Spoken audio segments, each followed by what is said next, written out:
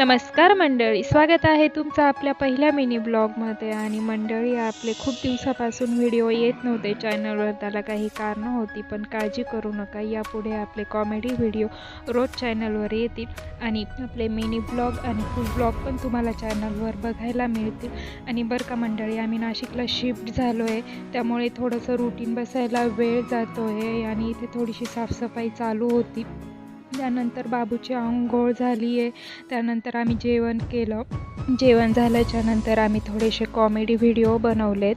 आणि comedy video बनवता बनवता बाबूला जरा कंटाळा आला होता, तर तिला टाईमपास करायचा होता म्हणून ती इथे डान्स करत होती. तिला डान्स करायला खूपच आवडतं. त्यानंतर आम्ही गेलो फेरफटका मारायलाच.